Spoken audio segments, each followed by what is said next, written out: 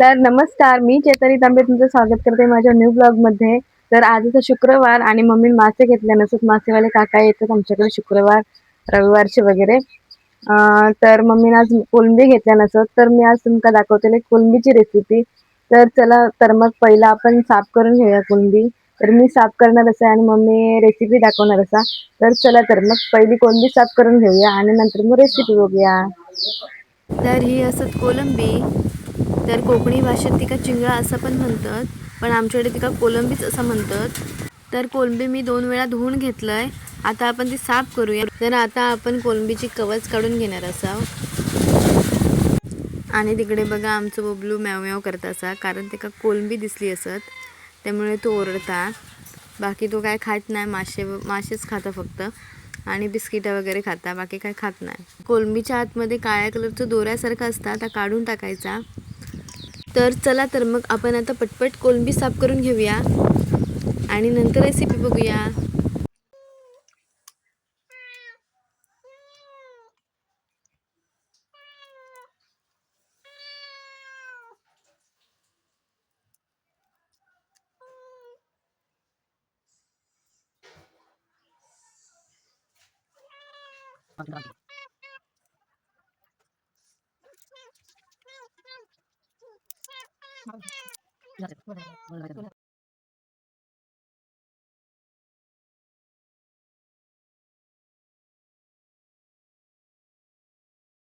तर आता आपली सगळी कोलंबी साफ करून झाली असत, आणि आता आपण ती परत एकदा धुवून घेणार. आणि नंतर पण आता वाटण्यासाठी काय काय लागणार असं ता बघणार असावं. तर चला, तर मग तर आता मम्मी इकडे नारळ फोडून घेतला नसा. तर आमका माशाची आमटी असली की खोबरा या लागताच आमटीत. तर पहिला मम्मी खोबरा किसून घेता असा.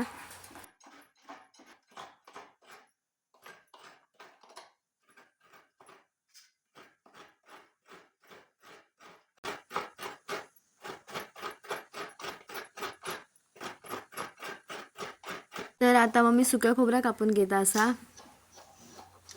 तर कोलंबीच्या आमटीत आम्ही भाजके वाटप घालतो, त्यामुळे आम्ही आता दोन्ही खोबरी असं ती भाजून घेणार आणि नंतर मग ती मिक्सरला लावणार. इकडे मम्मीने फोडणीसाठी कांदो कापून घेतला नसा आणि नंतर टोमॅटो कापून घेणार असा, कारण टोमॅटो शिवाय कोलंबीची आमटी होऊ शकत नाही. तर आता आपण वाटपाची तयारी करूया. तर मम्मी कांदो भाजता. तर आता कांदो लालसर झालो असा, आणि आता आपण त्यात सुका खोबरा टाकून घ्यायचा. जर आपला सुका खोबरा पण मस्तपैकी भाजून झाला, आता आपण त्यात ओला खोबरा टाकायचा आणि त्या पण भाजून घ्यायचा. तर इकडे आपला वाटणाचं साहित्य रेडी असा. आता आपण मिक्सर लावून घेऊया. तर आपलं मिक्सर पण लावून झालं असा. आता आपण फोडणी बघूया. काय काय टाकतात ती. फोडणीक पहिल्यांदा तेल टाकून घ्यायचं, तेल गरम करायचं आणि मग त्यात कांदो टाकायचो. फोडणीक आपण कढीपत्ता पण टाकू शकता, पण आमच्याकडे अवेलेबल नव्हतं म्हणून आम्ही नाही टाकला. तर तुम्ही टाकू शकतास. त्यानंतर आता मी टोमॅटो घातला आणि टोमॅटो थोडंसं मऊसर होईपर्यंत परतून घ्यायचो. टोमॅटो मऊसर झालो, आता आपण त्यात मसाला टाकून घ्यायचो. त्यानंतर आपण फोडणी हळद पण टाकणार असाव आणि मस्तपैकी फोडणी परतून घ्यायची. मस्त लाल रंग इलो असा. तर आपण कोलंबीत बटाटो पण घालणार आहोत, तर तो पण आपण टाकून घ्यायचो आणि नंतर मग थोडंसं शिजू द्यायचो आणि मग कोलंबी टाकायची. आता मम्मी बटाटो परतून घेता असा. त्यानंतर त्यात पाणी ओतायचा, आपल्या हव्या तेवढं पाणी ओतायचा आणि बटाटे शिजू द्यायची. तर इकडे बटाटे शिजतात तोपर्यंत आपण कोलंबी धुवून घेऊया परत 2 वेळा.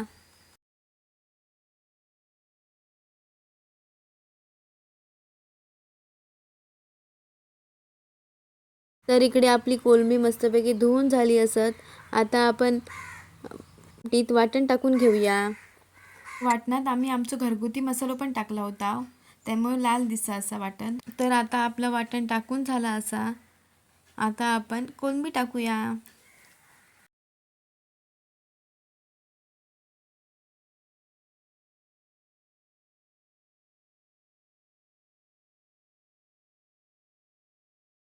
आता आपण कोकम टाकून घेऊया.